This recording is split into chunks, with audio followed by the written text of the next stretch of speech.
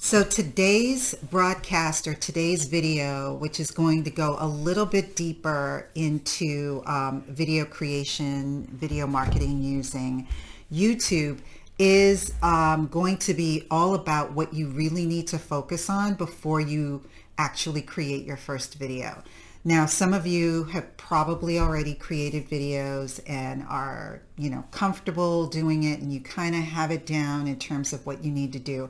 But I wanted to do an overview of what the steps should be before you create a video, because I can't tell you the amount of times that I've spoken to prospects or clients where they've said, well, you know what, I'm creating videos, I'm putting them up on YouTube and nothing is happening. And more often than not, it's because not that the video looks horrific or that the content that they're providing is not important.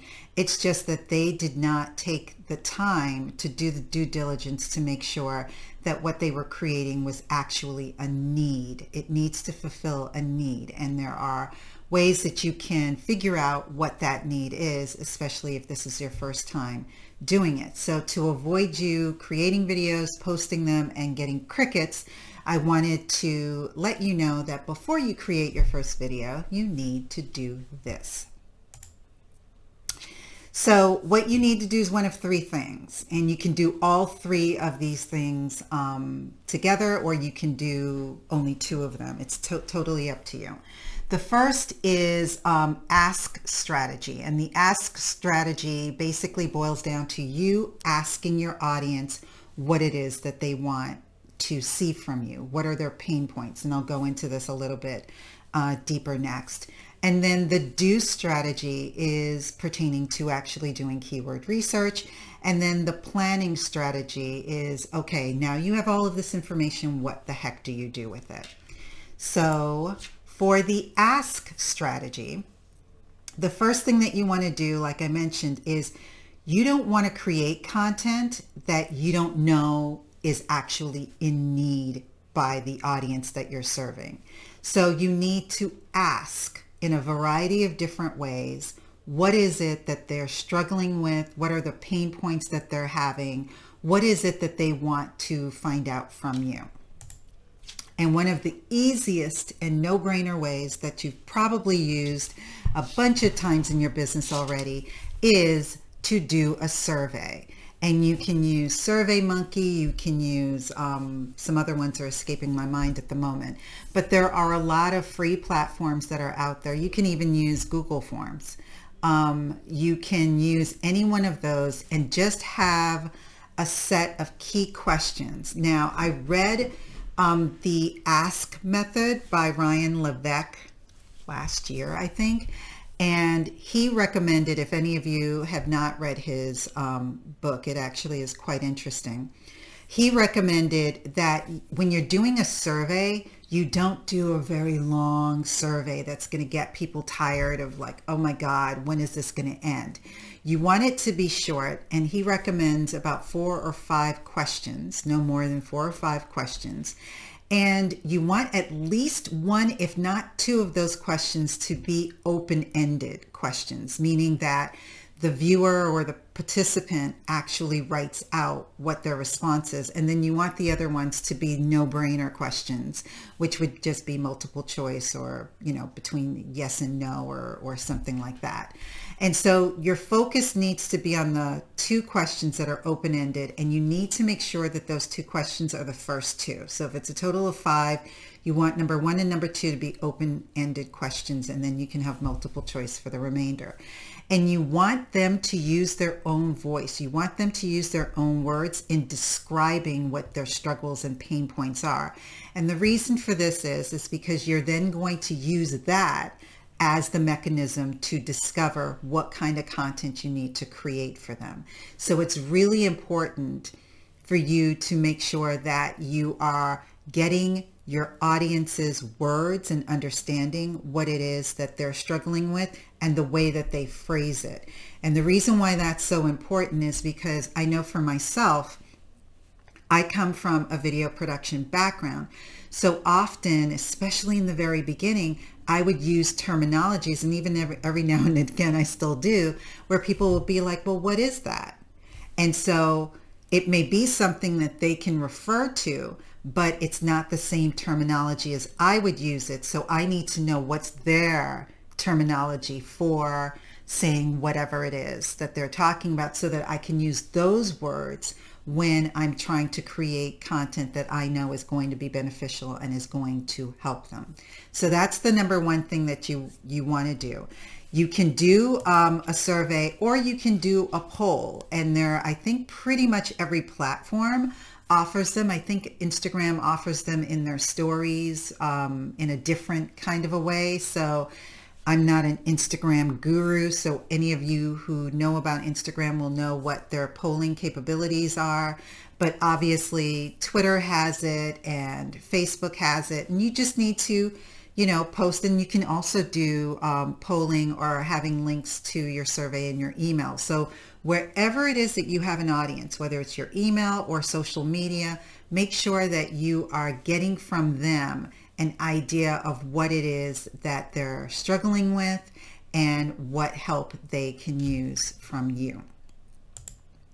So next up is the do strategy. And the do strategy is probably the one strategy that a lot of people tend not to spend a tremendous amount of time on. It is a little complicated, and it is slightly different than doing keyword research for blogs. And so that's obviously researching the keywords that you want to use for the videos that you want to create. The most important thing to understand is that when you're looking for keywords for videos, you're not looking for singular keywords. You want to really focus on long tail keywords. And so long tail keywords, for those of you who aren't familiar, are maybe 3 to 4, maybe even 5 or 6 words that are strung together that include your major keyword, but that form a sentence or a phrase that your ideal audience would be using when they're searching for something. Now, I know I can speak for myself, and I'm sure that I can speak for a lot of other people. When I have a problem, when I need to find a solution to whatever it is that I'm looking for, I go on to Google and I literally type out, in more often than not, the question that I have to ask. So if it's something as simple as, how do I tie a men's bow tie? That's what I'm going to literally type in. So if you're someone that's an aficionado on that, you're going to create a video that says how, and the title should be, how do I tie a man's bow tie? And so if you really use the words that your ideal audience is using, and this goes back to the ask strategy, where you want to ask in those survey questions and have the user actually use their own words, this is where you'll get those words from. When you hear what it is that they're struggling with, you'll be able to use those terms when you're creating your list of keywords.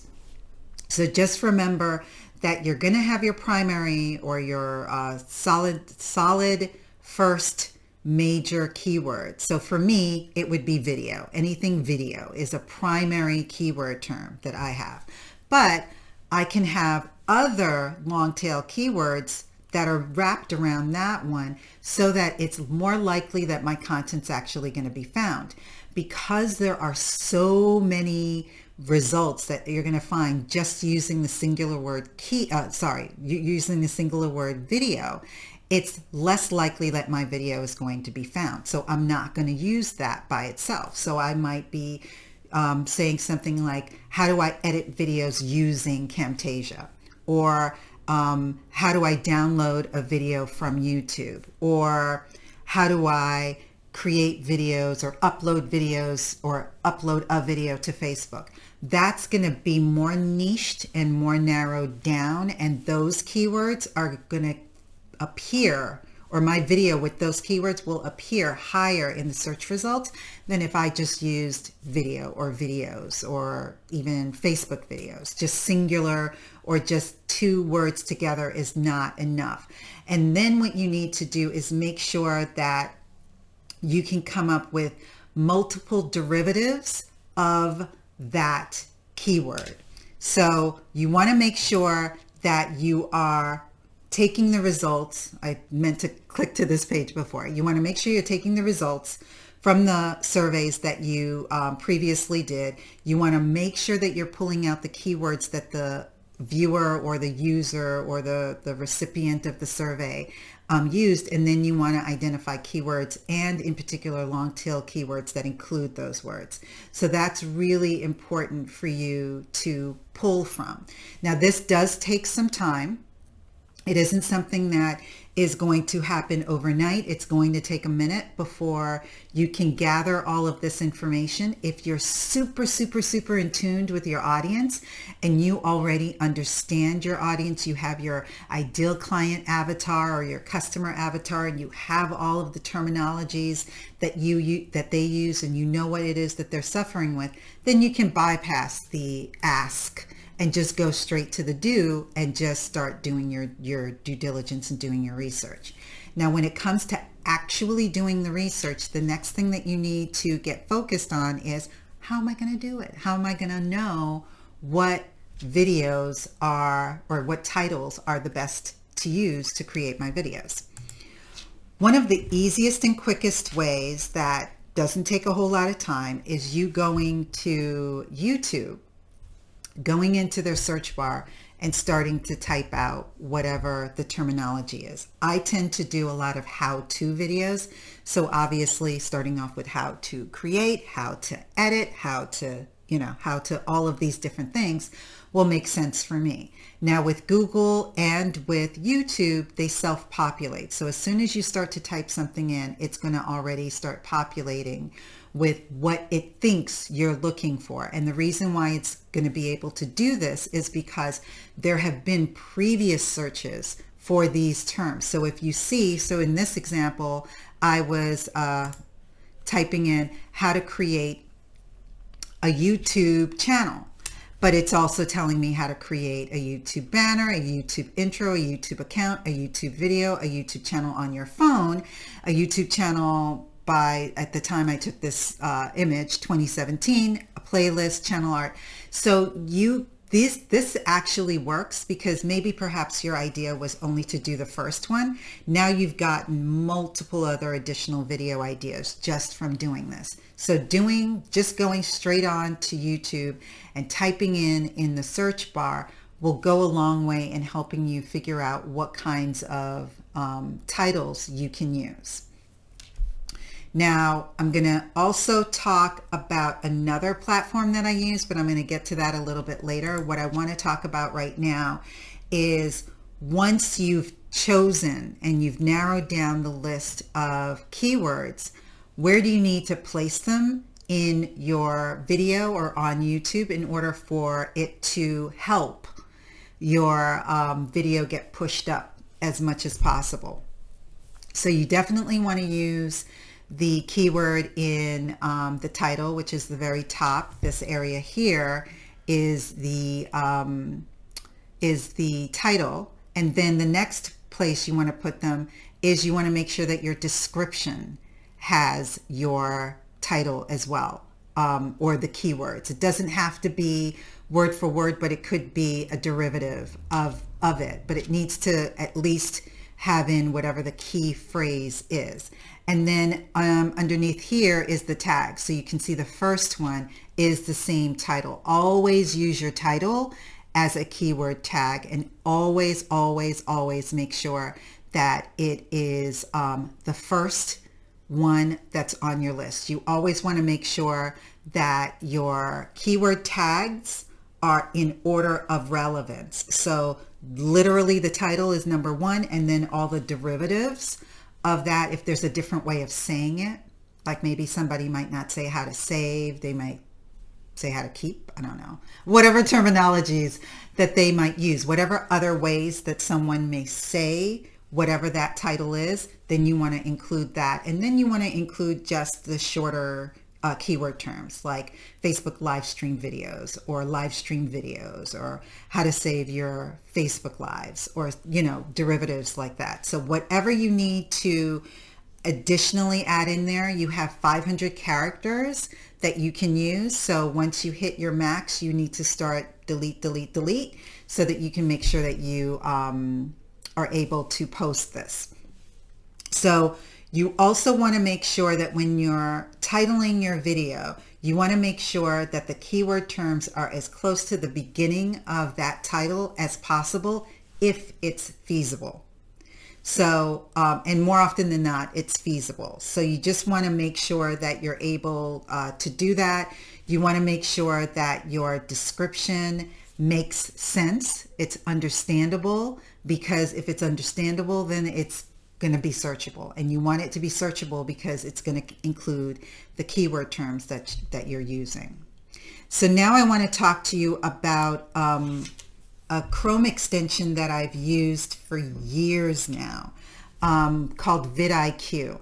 And what vidIQ does, and it was a game changer when it came out. I mean, it was an absolute lifesaver, because up until then, you had to guess what the keywords were, or you had to use these clunky platforms that you're like, well, does it work? Does it, okay, yeah. And they were similar platforms that you used when you were doing your blogs, or if you were coming up with keywords for your website. And this is specific to YouTube. This Chrome extension allows you to see what every single video that is posted on YouTube, what the keywords are that video used. So if you're looking to do a video on a particular title, and someone else, or there's multiple of people that have that title already on YouTube, you're able, with this Chrome extension, to see what keywords terms that they used, so that you can use similar terms or some of the exact terms. Never copy word for word every striking keyword that a competitor used. Put in some variations, change it up a bit, but make sure that you use this just so that you can get an understanding. Now, sometimes, because somebody is super popular, you will find that they used some really generic and random keywords. And in those instances, that ain't going to help you. But in the instances where it is beneficial, it is a very good learning tool that you can use in order to get better at coming up with the keywords for your videos. Now, another thing that vidIQ offers that I really like is what they call a keyword score. And so every time you type into your into the search bar on YouTube and you come up with a video and you click on that video, or even if you just see the search results, it's going to give you a keyword score for that search term. So if I typed in how to create a YouTube channel, it's going to pop up with a YouTube score or a keyword score that will tell me whether or not it makes sense for me to even attempt to do a video on this. And so here are two examples of two scores. One, you can see that it says the overall score is high. The other one, it says that the overall score is low. So I want to explain what the difference is, and looking at this, which video you would or should use as the keyword term that you're going to use for your video.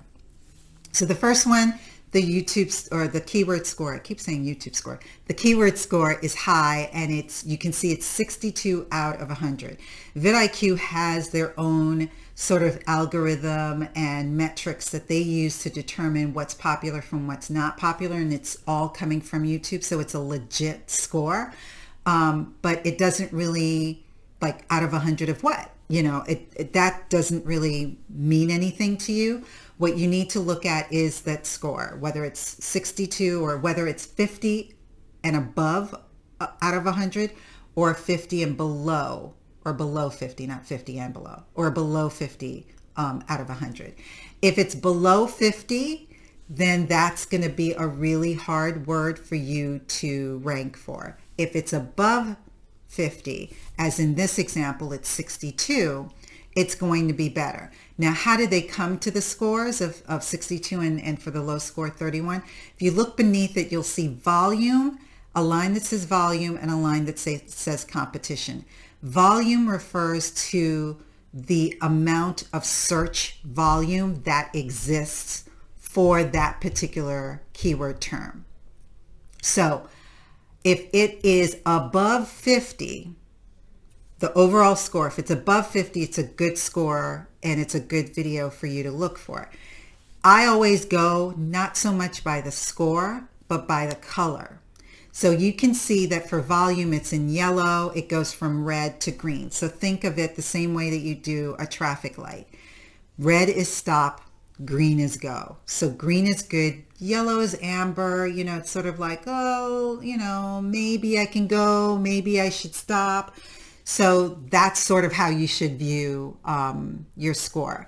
When it's an individual score, and granted that's in the yellow, I don't pay too close of attention unless the competition score, which is beneath it. And competition score refers to how many other videos are out there that pertain to this particular keyword. If there are a lot, it's going to be in the red.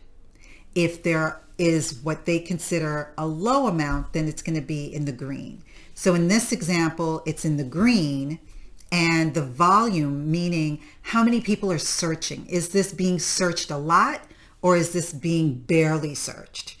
And so if it's being searched a lot and there is good competition, meaning that there's not a lot of competition, then that's a video that you want to look for. So I always focus on the overall score, which is the 62. And if it's a 62, then that seals it for me, and that's going to be a video that I'm going to create. On the other hand, where it says the overall score is low and it's a 31 out of 100, you will see with the search volume, meaning is there a lot of searching going on? Are people searching for this particular topic? It has 0. So that basically means that it's barely flicking anything. So, but the competition is also low. Now, what I would do, depending on what the keywords are, I might experiment with this just to see, because maybe I can do my own self-marketing. Maybe there's some other things that I can do that could actually boost it up a little bit. It's not necessarily a completely lost cause, but it's going to be a tough climb if you're doing a video that has a score of 31 or even anything lower than 50 out of 100. So I definitely recommend that you download the Chrome extension. It's at vidiq.com. I will put the link in the comments below. So it's definitely, if you're not using it, you should use it. There's another one out there called TUBEBUDDY. I will put actually both links down below. Both basically do the same thing. It just looks a little bit different depending on which platform you're on. But I recommend doing this because this definitely helps.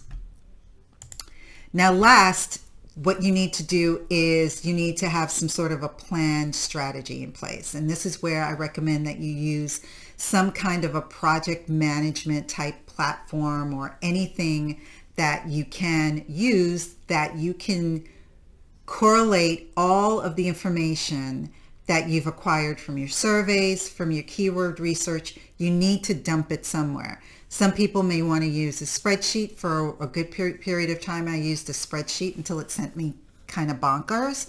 And now I use my Trello board in order for me to do this. So this is just a quick still shot from my Trello board where I literally will just first do a brain dump of all of the ideas that may come into my head. And they can come into my head from conversations that I've had with people, things that I've seen on social media, sometimes things that I've just seen just out in the world that I may be able to relate to video. I'll just do a brain dump of that and I'll categorize it. I happen to categorize my content into 3 categories. So I'll have things that will be teachable. So I want people to learn. So those are all of my how-to videos and things of that nature. Then I have a market category where these are videos where there still can be tutorial videos, but they're tutorial videos for software, apps, platforms that I'm an affiliate for. So it is an opportunity for me to not only teach, but also to market to my audience. And then I have a category of create, which is specific to followers and to my email list, where it's going to be more action oriented. So I want them to do something as a result. And so as I come up with all of these ideas, I dump them in there. Under the market and the learn is where I'll probably do more of my research for the keywords. And as I get those keywords, I then add them into Trello for each specific video. And then I take my content from brainstorming video ideas to draft. I need to come up with a script. And actually what I will do is I will try to see if I can come up with, I'm going to switch to my website. So for this is the website that you can join to get the Chrome extension. It's called vidIQ. It's vidIQ.com. And this is an example of my Trello board. So I do all of my brain dumping here. And I also, not that I'm doing blogs as often as I should, but if I need to have a blog, that's where I do that dump. And then when I start to decide, okay, I think this is something that I want to create, I'll start putting that under draft. I'll draft out my script.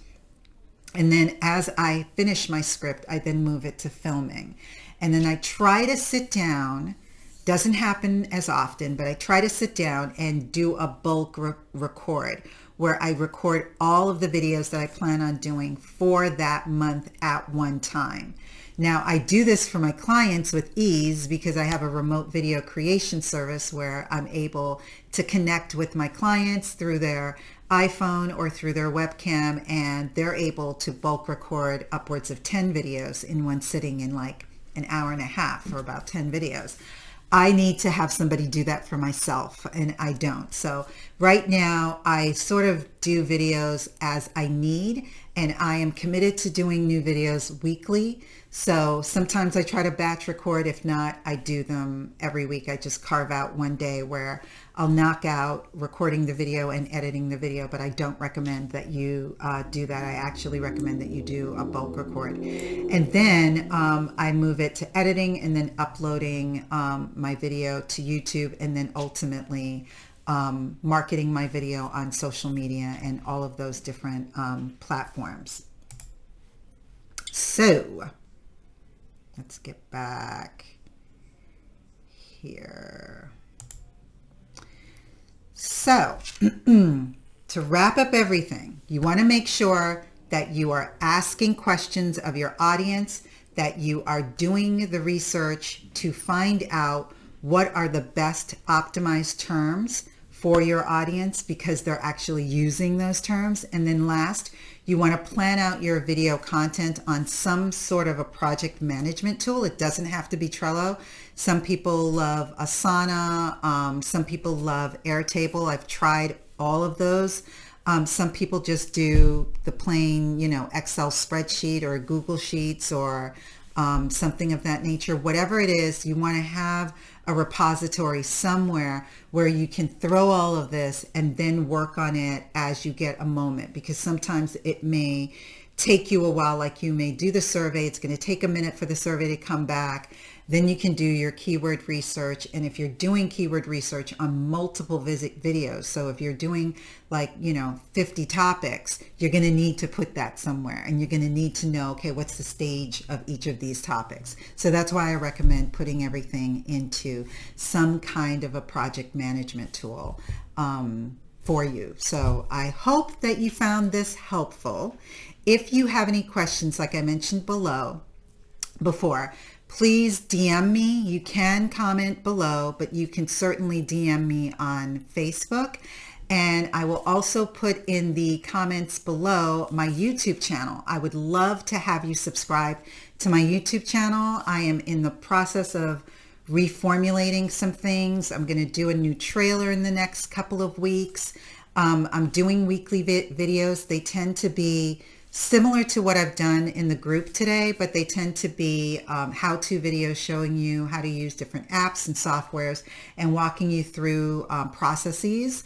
And if you have a need for me to do a review, an overview, a walkthrough, a tutorial video on anything, certainly let me know. And I try to do that for my audience on YouTube, but I would really and truly love for you to join my or become a subscriber on YouTube. And then I'll also leave a freebie in the comments below as well with regards to creating, or I shouldn't say creating, but it's a video creation toolkit, and it will walk you through some of the things that we went through today, as well as some of the things that you need moving forward, especially if you have not even gotten any kind of equipment or anything like that. I have some recommendations in that toolkit that you can sign up for. So thank you so much. Thanks again, Pamela, for inviting me to be a part of your group and to do this presentation today and be your guest expert for the week. It was a blast. I really enjoyed it, and I hope that you guys were fulfilled by the information that I was able to convey. And like I said, if you have any questions, feel free to DM me or post them in the comments below. Thanks, and have a great day. Bye.